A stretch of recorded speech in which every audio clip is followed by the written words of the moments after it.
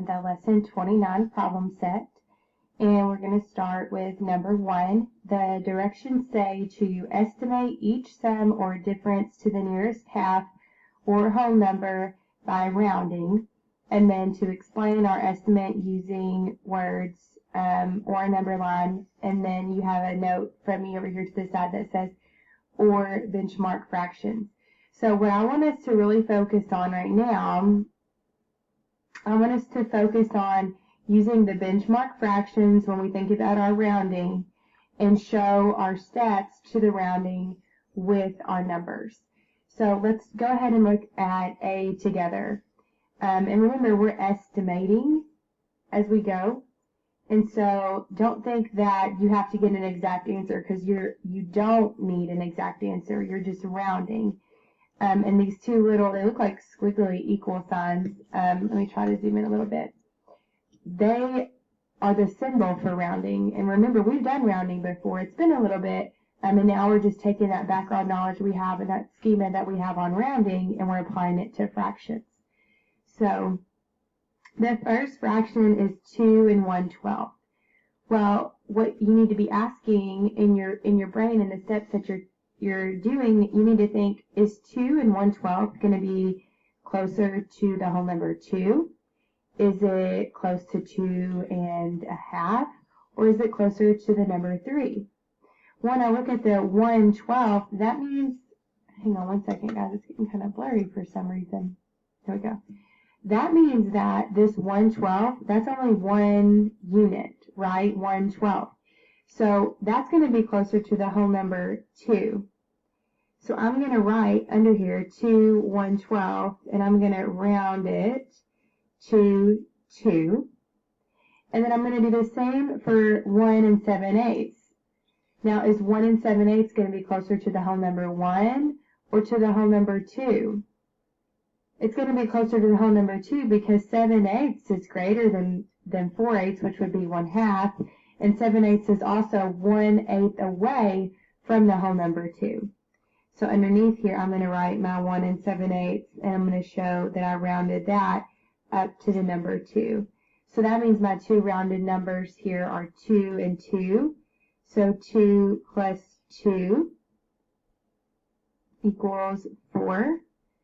So my rounded answer is then 4. Okay? Let's get down and look at C together. Now be really careful. I'm sorry, I keep zooming in. I don't want it to get too blurry. On C, you notice that there's subtraction here. And so whenever we look at C, we need to be very careful that we're not jumping to adding, even though that's what we did on A. We're switching and we're doing subtraction now. But our rounding steps are going to be the same. So when I look at 8 and 7/8, oh, that reminds me of A when we had 7/8. That means that that's only 1/8 away from the next whole number, which would be 9. So that means 8 and 7/8 is actually closer to the whole number 9. And then when I look at 2 and 1/9, that's actually closer to the whole number 2. So I'm rounding down to 2, because 1/9 is going to be closer to coming back down to the whole number 2 than it is getting to the whole number 3. But now remember, I'm doing subtraction here. So I have 9 minus 2, and that equals 7.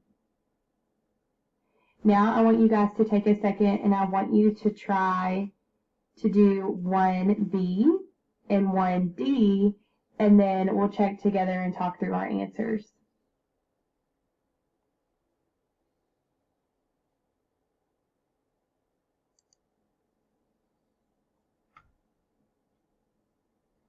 So on 1B and then 1D, as you can see here, I did the same steps that we've been following here. 1B was an addition. I had 1 and 11/12, which was only 1/12 away from the whole number 2, so I rounded up to 2. 5 and 3/4, it was only 1/4 away from the whole number 6, so I rounded up. And then I'm adding 2 plus 6 equals 8 for a rounded answer of 8. When I look at D, let me push it up just a little bit so that you can see it here. When I look at D, this is subtraction. Again, be careful of the symbols. I have 6 1/8. That's closer to the whole number 6. And then 2 1/12 is closer to the whole number 2, so I'm rounding there. And then I'm taking my rounded number, 6 minus 2 equals 4. Now we're going to go ahead and turn over to the back. And we're going to look at number 4. Number 4, it says use benchmark numbers or mental math to estimate the sum or difference. I'm marking out this mental math because we always talk about showing our work and showing quality work in class. And showing our work is a great way that someone else can see our thoughts on our paper. So we're going to look at 4A together and 4C together, and then I'm going to assign you a couple that I want you to try on your own before we check.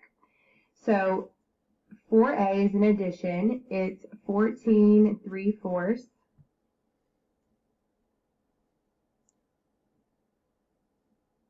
So when I'm looking at 14 3/4, I'm trying to ask myself, is it closer to 14? Is it over 14 1/2? Is it closer to 15? And looking at this unit, this fraction of 3/4, it's only 1/4 away from 15. But it would be 3/4 away from 14. And then the same for 29 11/12. When I'm looking at rounding it, well look, it's only 1/12 away from getting to the next whole number of 30. And then if I were to round down, like, I can't do that because it's 11/12 away from 29. So that wouldn't be the answer. It would be 30. Now that I have my two rounded numbers, I can take them and add them together. 15 plus 30, which equals 45. And then C, again, the same steps with rounding, but now we're switching to subtraction. So be careful, sorry guys, be careful of your symbols here. We have 17 4/5.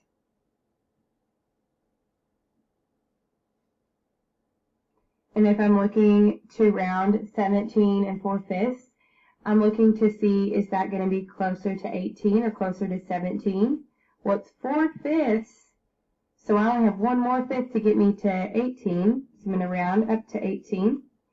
And then 8 7/12, when I think about that rounding, well, I know that 6/12 is 1/2. So 7/12 is greater than that 1/2, and we know that when we're rounding, that means we round up. So that would be to 9. And again, don't forget that this is subtraction. It's not addition. So I'm taking 18 minus 9, which equals 9. Now I want you all to try 4B and 4D, and then we will check them together.